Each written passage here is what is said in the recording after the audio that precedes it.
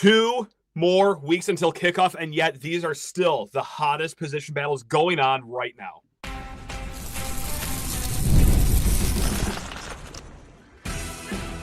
You are Locked On Spartans, your daily podcast on the Michigan State Spartans, part of the Locked On Podcast Network, your team every day. Today's episode of Locked On Spartans is brought to you by FanDuel. Football season is around the corner. Guys, visit the FanDuel app today and start planning your future bets now. Spartan friends, Spartan family, Locked On Spartans listeners, thank you all so much for tuning in to Locked On Spartans, your team in green and white 5 days a week right here in the Locked On Podcast Network. And, guys, welcome the iconic Justin Thind of 24/7 Sports to the program because, oh yeah, that's right, we are picking his brain yet again on all the position battles going on. Buzz outside of fall camp. We'll see if either of us have a strong opinion on Michigan's Judgment Day going down on Friday. I'll spoil it right now. Mine's kind of a yawn, but get more into that at the end of the show. Right now, it's time to talk Spartans, JT, because scrimmage number 2 of fall camp kicking off on Saturday behind closed doors. We will try our best to get any morsel of information we can. But right now, hey, we got 2 weeks till kickoff, JT.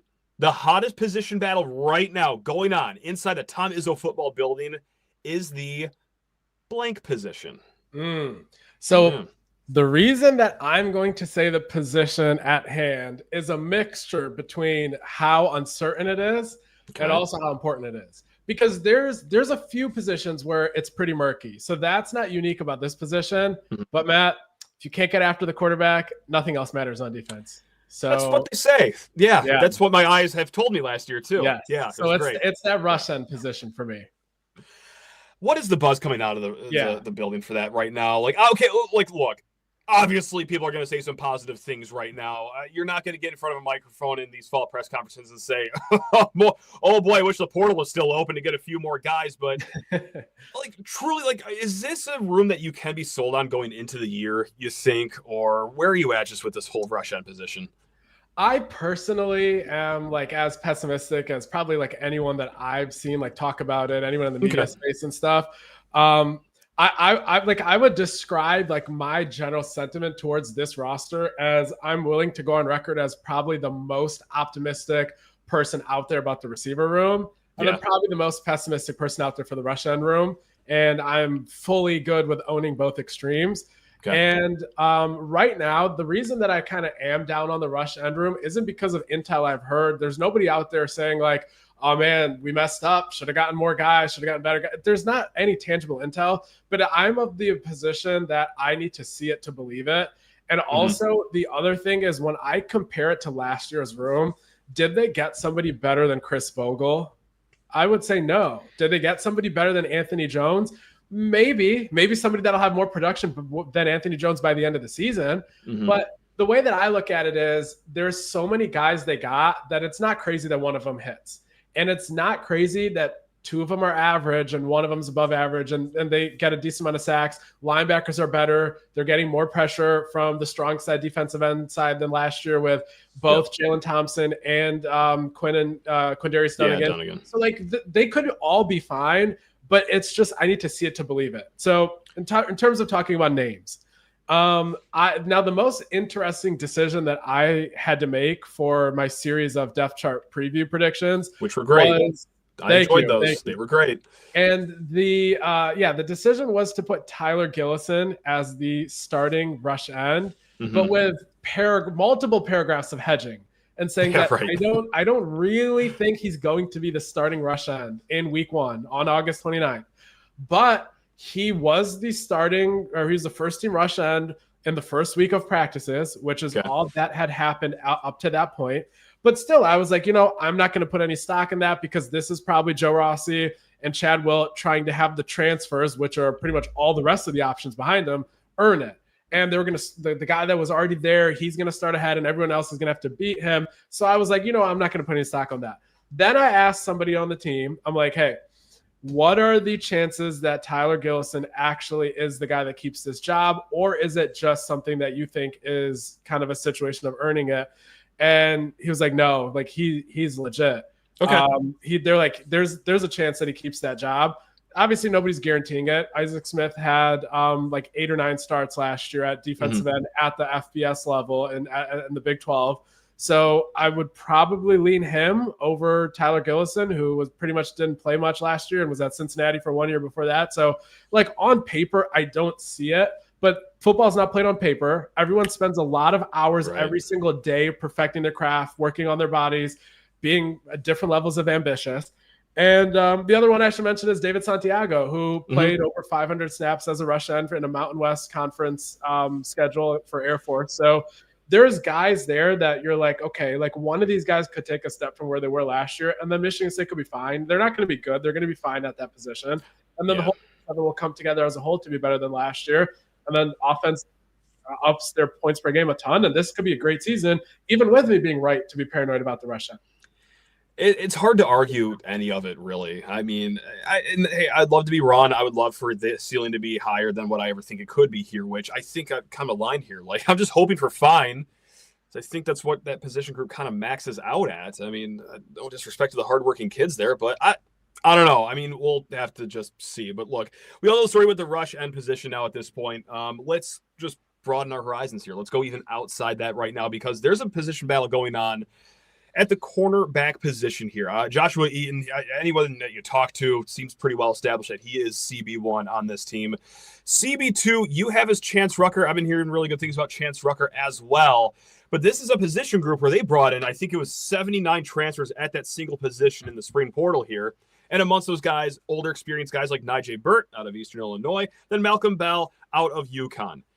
The young guy, kind of young-ish, I guess, Chance Rucker, this is his third year of college, although he never played last year due to injury. Is he at the cornerback 2 spot by like a wide margin over these older experienced guys, or is that actually kind of like a close race there, you think? Yeah, definitely not by a wide margin at all. Okay. I really think any of the 3 names could be starting their week 1 right now. So got it. Okay. It's definitely a case of you would hope that Chance Rucker, with all the extra eligibility, with the frame, with the flashes he showed as a freshman, would win the job because of what it would mean for the future of the program. Totally. But Malcolm Bell was very competent at UConn. And Nijay Burt was very, very competent, obviously at a slightly lower level at FCS. Shout out Tony Romo, Jimmy Garoppolo. One time. That's right. Of course, yes. So I think you have a situation there where it's a little different than rush end, where you have hope and optimism for definitely the position to be above average to maybe good, regardless of who wins it. Whereas maybe rush end looks like a little bit of process of elimination, and now somebody has to kind of rise to the top. Yeah. This, I think it's a real competition where whoever wins this job could be a surprise, kind of real, like promising kind of breakout guy. So yeah, I think not only is, I know we were going to talk about nickel probably in another question, but kind of just blending it all together is whoever loses that job, they all have the versatility. Maybe not Rucker. We just haven't seen him line up in the slot, so maybe not. Yeah. But like the other guys, especially Burt, he has the possibility to kind of just maybe lose that outside corner battle and then maybe slide in a nickel. So it's very fluid in the entire picture for that battle between those 3 guys. I love that. And we will talk about the nickel position here just in a hot second, though, first, Justin, because I need to talk to people's ears off about Wayfair. That's right. You want to style your home? You want to get some good storage solutions? Yeah, it's just over there at Wayfair, guys. As summer winds down, there's something nice about getting back into the routine that you love. And Wayfair makes it easy to set yourself up for the season ahead, from bedding, linen, storage solutions. For every single room, Wayfair is your one-stop shop to refresh your home. Guys, with 2 little tykes in this house, which gets smaller with every single minute, yeah, we needed some storage solutions in our house stack. Got a few items for the basement. We got a few outside items for all their outside toys. It was so easy to use at Wayfair. And best of all, guys, it's just so easy with the shipping. It was convenient, finding exactly what we needed all in one place at a price that just fit our budget perfectly. It was the perfect time to get our home ready just for a big summer, and we're glad that we did. It made it a lot easier on our end. So get organized, refreshed, and back into your routine for way less. Head to wayfair.com right now to shop all things home. That is WAYFAIR.com. Wayfair, every style, every home.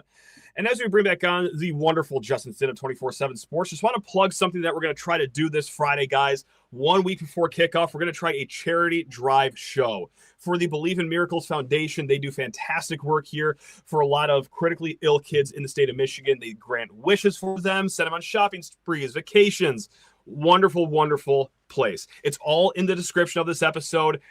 Donate, Send a screenshot of your donation. Send your question. We're going to have a great palooza on Friday, 1 week before kickoff. Thanks for letting me plug that, Justin. Much appreciate that. Now, yeah, this nickel position, man. Is it just kind of silly to talk like who's going to start, because you can see 7 bodies play at that position in week 1, I feel like. I mean, there's 11 realistic names that you could see at any given snap at that position, just because of all like the over, I don't want to say over signing, but like they got a lot of corners. They got some safeties that could just slide down there. Like, what's going on there? Yeah, exactly. And as I kind of pull up the depth chart that I have like on my Excel over to the side, like that was one of the things where like it just kept running on the longest back when I was first doing it away. The way that I ended up publishing it was like nobody was allowed to have multiple spots on the depth chart. But even though in real life football, like your starting right guard is probably your primary right guard backup is also probably your primary left guard backup. So like doing it that way, nickel was just like a run on position that was just going on for rows.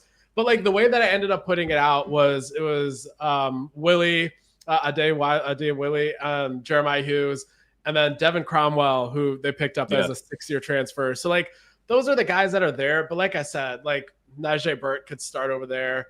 Anthony Pinnis, I don't know how much he's going to do this year. But good JUCO kid, maybe more long term. Then there's like some guys from the safety position where it depends. Like if you're looking for more of a big body kind of guy that can drop down. If, for example, the dream scenario for, I think in my eyes, and what Michigan State would like to have happen is that somebody like a Tracy Revels at safety is good enough in coverage to play starting safety in the Big Ten immediately, even though he's pretty young. And I think that's a big reason why I like the pickup. He has years to play here. And then as a result of that, Malik Spencer can drop down to nickel. And then that would be the most ideal scenario for them. But I guess we don't know if that's going to happen. But yeah, so like I said, a lot of moving pieces. I have Willie ahead of the other guys there, but we'll see, I guess, who wins that. I can easily see it being Jeremiah Hughes. I can easily seeing it being Najee Burt. Yeah, right.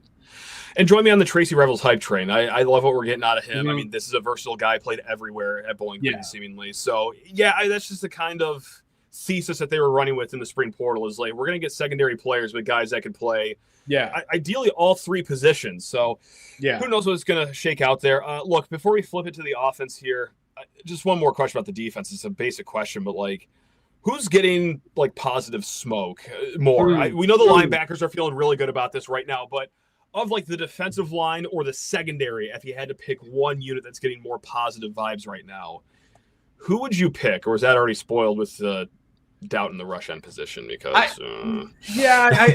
think that there's just so much positive vibes about the number of guys they have that are competent on the entire defense now.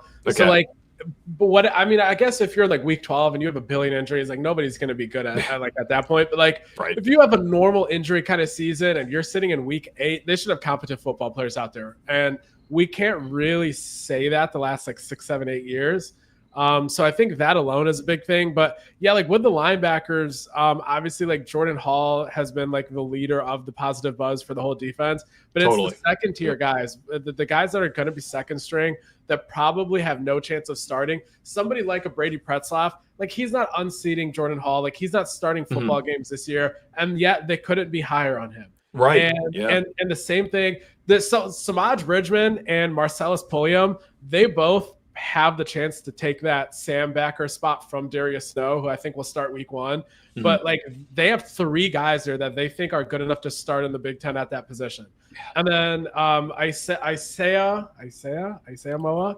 Ice. Oh God. I don't play around with that pronunciation. Come on. I was trying to go the government name, but yeah, Ice is what No, we do one syllable on this show. Yeah, that's so that him backing up Wayne Matthews, like even that's like a great situation according to the staff. So the entire way the linebacker picture works out is just the most positive vibes on the defense for sure. So let's switch it over to the offense right now. And look, let's focus on the great position group that is the wide receivers. I don't got to ask about wide receiver 1. I don't need to ask about wide receiver 2. Seems pretty cut and dry. Nick Marsh, Omari Kelly for anyone that was under a rock the last few months. Wide receiver 3, I feel like I'm getting the vibes that it's kind of just like we said from the linebackers. Like they're looking for their wide receiver 3, but it's not for lack of talent. It's not for lack of good options. You got Rodney Bullard out of Valdosta State. You got Chrishon McCray out of Kent State. You got I mean, Evan Boyd, bigger bodied. You could slide. I don't know, Kelly. You get what I'm saying. Yeah. Braylon Collier, too. Like, who is inching forward in this wide receiver 3 battle right now? Definitely. So part of the most important thing to acknowledge when talking about the wide receiver 3 battle is that Chrishon McCray probably had a big leg up going into fall camp, but he's been banged up. So that's kind of what has created the battle. So it's not because obviously like the framing and the scope a few months ago was like, oh, they got a big 3.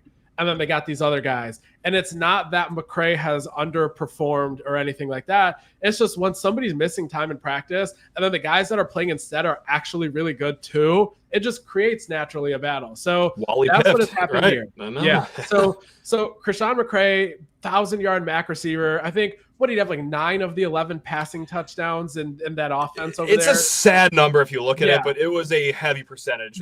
So just an unbelievable amount of production in just like the worst situation in all of college football. Yes. So you now also then add in Rodney Bullard, who Valdosta State, I believe. You're looking at a different level of competition, but 1,000-yard receiver, good kick returner, punt returner there as well. So him and Amari Kelly will be competing for, and others as well are taking reps there for that punt returner spot. So it's just very good receiver and very good receiver competing because one very good receiver has been out and the other one was maybe flying a little under the radar and has gotten his opportunity. So I think it's pretty much a 2-man battle, but you also obviously have guys that are still very promising, but you might not need, like Charles Taplin, for example. Like I know everyone talks about Braylon Collier because he was the higher ranked recruit and he's going to be really, really good. And he unfortunately for him, but fortunately for the team, you don't need some of these guys, and yet they're still making positive buzz. So I just can't overstate how optimistic everyone should be for the wide receiver room now and in the future. And like Evan Boyd, if he's going to be like wide receiver 5, maybe wide receiver 6, because Alante Brown might kind of be up there because of seniority. Like he would be the best like wide receiver 5 or 6 Michigan State has had in a long time. So like you're not wrong, right? Yeah. So it's a great room. Man, look at that. So I just want to, make a broad question right now because sticking with receivers, Amari Kelly is the guy of any position that I've been hearing the most like buzz about coming out of fall camp and spring camp. Outside of just the offense, you could open it up to the whole entire team. Is there anyone that you have heard more positive vibes about, whether it's fall camp, spring camp, a little bit of both? Or does Amari Kelly take that crown for you too? Yeah, it's Amari Kelly for me as well, because you look at not only a guy that was considered to be really good, and he was considered to be on par with all these other guys that wide receiver portal class we just talked about that also were really good. And now for him to separate himself a tier above that internally with the expectations behind the scenes, that tells you so much. Because it'd be one thing if we're talking about someone like a David Santiago, where like everyone's kind of just thinking, what is he going to be? And then he was blowing up and then there was positive buzz. This is a guy that had high expectations that's now kind of beating them. So that means a lot to me to have that coming in expectation and then topping it. So yeah. And also like what that would do for Nick Marsh, and also like what it would do for Jack Velling, who like my personal stance on Velling last offseason, and people will remember this because they were saying I was being too negative. I was very, very cautiously telling people, do not expect Jack Velling to do a lot because a lot of what he did at Oregon State when he had those 9 touchdowns, go watch the 9 touchdowns. He was wide open on 8 of them. And it's because of what Bolden and what Gould and those guys as receivers were doing to open up the middle of the field.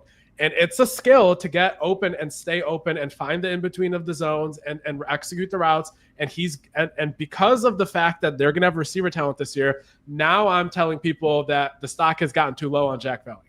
And I think that he's going to be able to benefit from what this receiver room is going to be able to do for him. I may or may not have been one of those people that just blindly said, no, come on, I believe. I see that big shiny number of 9 touchdowns. We are going to ride with our guy Jack Velling, and didn't go so great. But yeah, just like you're saying, hey, hopefully these slot receivers can help open up more things. Amari Kelly can open up more things. Like, it's all got to work in harmony, of course. Look, we're going to talk more offense. We're going to get to the running back room here in a hot segment. But first, need to talk everyone's ears off about FanDuel Sportsbook, the world's greatest #1 sportsbook, guys. August 26th is officially FanDuel Futures Day, a brand new holiday for football fans who live for bold predictions and preseason hunches. For just 24 hours, FanDuel is giving you deals on NFL season predictions predictions. So whether you're calling your MVP, eyeing a long shot division winner, or ready to crown your Super Bowl champion before week 1 even kicks off, this is your moment. Guys, hey, if you want to look at the MVP board right now, start doing a little bit of studying. If you want Justin's guy, that's right, Jalen Hurts, 20-1 right now on FanDuel. Or you really want to take a flyer?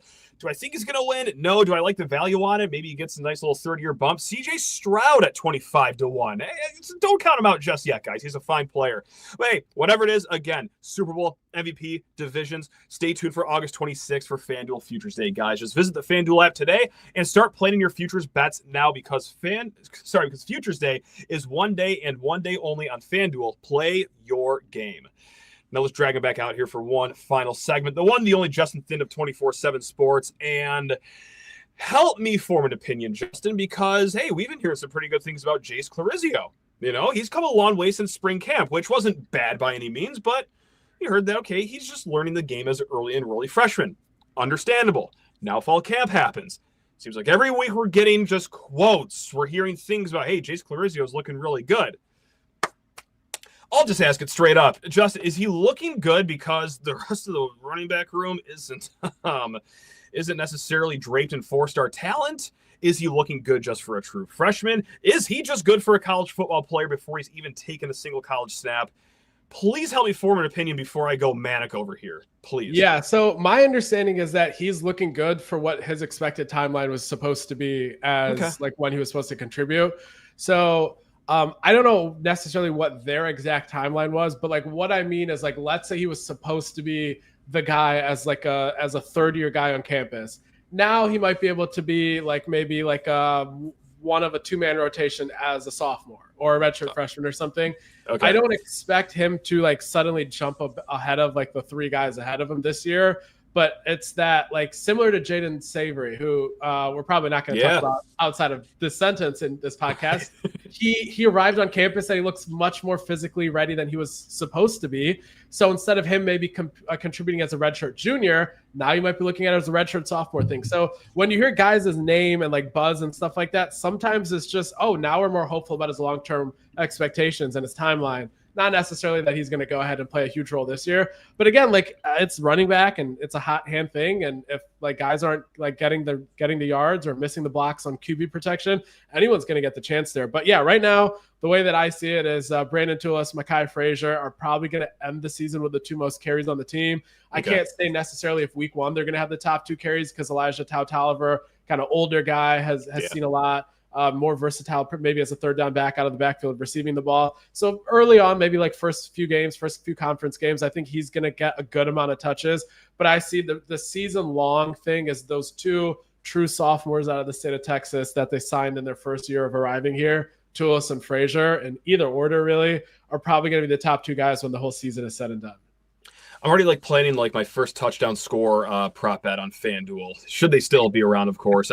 I do like the big bruiser Brandon Toulis punching the ball in from like the 2-yard line on like a 3rd and goal from the 2. You like that? You like the gambling talk? You think they're going to get to 3rd down? You think they're going to get to 3rd down? Look at that! I've seen this team in the red zone. Yeah, look, you got to walk before you can run. I'm just looking for them not to turn the ball over in the red zone first. So if they can even get to a 3rd down within the 5-yard line, that's a market success. It's going to be a 74-yard reception by Amari Kelly that gets him down at the 1. And it's going to be 1st and goal from the 1, and that's the Brandon Toulis touchdown. Okay, wow, Mr. Optimism. What a long way we've come since the first topic of conversation in this episode. Look at us go. Look, we're going to talk about a guy that, like, again, I've been hearing good things about. You've been hearing and reading a lot of good things about this kid. With that said, we do not want to see him on the field in any capacity unless our Spartans are up like 45 points against Youngstown State. And that is the one, the only backup quarterback, Alisio Milivojevic. Sophomore gunslinger. I'm hearing that he's got a big arm, hearing that he's picking up the offense just fine. Look, there's obviously not a battle for QB1 right now, but is this Buzz coach speak, you think? Do you think you can see through it? Because I call me a sucker. I have been a sucker at times. I think they're actually genuine about it. Again, not saying that this should be a battle or that we should be calling for Milivojevic if they go 3 and out the first series of the season, but just where are you at with it? Yeah, so I was trying to search for the original text right now as you were speaking, but I couldn't. But I remember when Michigan State first started looking at Alessio Milivojevic, it was Alan True was talking to us like in the group chat when he was like, Michigan State's going to look after this kid, because that's when they were going after Tyler Cherry, who I think ended up either going to Indiana or Duke or something. And he was like, they need to offer this guy. Like, they need to go get this guy. Like, this is who Michigan State should be looking at. And from the beginning, from the second I watched this tape, from the second Alan talked about him, and Alan's as neutral and unbiased as it gets. Like, if Michigan State's going after someone that's like not very good, like he'll tell us like, hey, like this isn't a guy that we think is gonna like go flying up the rankings or anything, like whatever. So very honest and neutral feedback from him all the time. And he was like very high on Alessio Milivojevic. And I think all that you have seen since he's arrived on campus is him justifying those expectations. Yeah. And that's not coach speak, I don't think, because you're not hearing the same about kind of the other quarterback they brought in the same exact class as like an extra body, at least not right so far. Anything can happen in the future, but Rylan Jesse. So it's not like just, like, let's just hype up all the backups. They're not going to play. The fans aren't going to know, and the kids are just going to feel good. It's definitely just Alessio's living up to the expectations they had when they got him. And they think they have a legit quarterback for whenever Childs is done here in Alessio Milivojevic. I mean, I see the vision. I do with him. I mean, even his high school tape 3-star, I mean, there were definitely promising parts of his game, and that big arm, it all starts there too. So, look, I can't thank you enough for all the insight, all the buzz that you offered the show so far. I would be remiss not to bring up like the news of the day right now in college football, which is it is Judgment Day for Michigan. It's hammer time, baby. I don't care. Can you be moved by this at all, Justin? Or no. Okay. I mean, can I just like, do you mind if I just get it off my chest right now? Is that fine? There was one day, because we haven't talked about this like in a few months, like, because there was just one day I was just sitting around. It just dawned on me that nothing's going to change anything. Look, Michigan State, Ohio State fans are always going to just think, whether it's correct or not, that's a sideways title. That's a little crooked over there. Michigan fans, regardless of what punishment comes down, will always think that it's a legitimate title. Like, it doesn't matter if they get nuked off of the face of the earth or if, like, Sharon Moore just gets suspended for a single half, and anywhere between all that, everyone's already staked their ground. Like, it's the same in sports. It's the same in politics. It's the same in life right now. So, look, you've seen the rumors that I believe, it was Justin Spiro. He was on a show. This was, I believe, on Wednesday. I think the rumors were something along the lines of, like, $14 million fine. 10-year show cause for Harbaugh. Stallions is permanently banned. And that somehow like turned into like a victory lap for Michigan fans. And it's already justifying everything that we thought. Like, Justin, like, take yourself away from it. Like, imagine that you didn't know anything about what was going on. And like, let's say you're on Twitter and then some Scottish rugby story just popped up on your timeline, something that you have no idea what it's about. But the headline is, cheating scandal embroils Scottish rugby, punishment here. And then you click on the punishment and it's a 14 million euro fine. The head coach is suspended for 10 years and then the ringleader of it all is banned for life. I would think, holy SH, someone really did something horrible over there. They really skewed the results of games. It's just like the rational thought to have. Yeah. But we're dealing with irrational people. I mean, so like, it just dawned on me. It doesn't matter. I'm so glad I'm going to be in a car for 5 hours tomorrow, missing all of this on Twitter, because who's going to change whose mind? No one. Even if they did get absolutely wiped off the face of the earth, they still have their T-shirts. They'll still have people writing columns that, hey, those games actually counted. Don't let anyone tell you different. Yeah. I just don't like. I know I'm getting like riled up right now, but truly, heart of hearts, I'm not going to lose a minute of sleep over anything that happens here. I agree. The way that I kind of looked at it was, okay, if they were going to do something about it that actually carried any weight, they would have stopped Michigan from playing in the college football playoff of the season where they were doing this for the first 6-7 games. Kind of whenever like it became public, or like whenever the Big Ten notified the teams, like they were doing this for the first half of that season, which should probably have made the rest of their season's outcome disallowed. And the second the NCAA decided not to do that, nothing else mattered, because then at the same time, like that Michigan roster, first of all, I put a lot of money on them to win the national title that year because it was profitable. Exactly. So they were the best team in college football that year, and they kind of deserved to win the title if the NCAA wasn't going to punish them for what they did the first 6 games in the years prior. My bigger gripe isn't that they won a title off of cheating. It's that they maintained Harbaugh's employment and his ability to be like stably in place because of them being able to tread water, build it back up, and all of that. Because remember, they gave him that huge pay cut, and they're like, hey, you're kind of done here. And then that's when all this started. So my thing is, would Harbaugh have had the exact same success on the margins in each of those games to continue to be employed? And then with the national title team, that roster, that season, would that have happened? It's not that the best team didn't win the national title that year. The best team did, unfortunately, win the national title that year. But it's that I don't think that they should have been able to have the runway to get there if they kind of didn't win on the margins, kind of when the need was dire for them to turn things around after that pay cut. And like, look, I'm never gonna, view it as legitimate. There are a lot of other fans out there, even non-rival fans won't either. But like, who could possibly care? Right. Who am I to say that? Like, it's just like the video that used to go viral every once in a while on Twitter a few years ago of just like the two guys in the street giving each other the middle finger, and then just like walking down the entire length of the block like that. Like, that's all that this is. I again, I am looking forward to just it being over though. I'm just done with the bickering, the squabbling. But yeah, thanks for letting me off for my 2 cents there. For sure. Hey, it's even just more about just like the Michigan State rivalry. It's just about life now. Like, nothing matters. Facts don't matter anymore. I'm more peeved about that. My colleagues at work, they walk into the lunch table with their Michigan Fanatic shirts, and I'm like, whatever comes out tomorrow, they're not going to walk into their closets and take my colleagues. Of course not. Right, so, I know. As long as I have to keep seeing that every day on Tuesday, Wednesday, and Thursday, what's really going to change? What am I going to do? Go to my neighbor's house and scrape his bumper sticker off his truck like that says national champion? No. Well, you could just make sure he doesn't have like a Ring doorbell or cameras or anything. On that note, guys, hey, see you next episode or on Channel 4, whatever happens first. Stay tuned for either of those. I don't know. Who's to say what my weekend's going to look like now after that great idea? Guys, that's Justin Thin of 24/7 Sports. And you guys, you're just the great listeners, the great viewers of Locked On Spartans. We will be back later on Sunday. I will be coming back from a wedding in Chicago, hopefully in one piece. But hey, even if I'm in 3 pieces and 5 sheets to the wind still, you're getting an episode, guys. We're going to go over scrimmage notes, breakout offensive players. We're going to go through it all here, right here, Locked On Spartans, your team in green and white. Until next time, have a great weekend, especially you, Justin. Love you all. Go Green.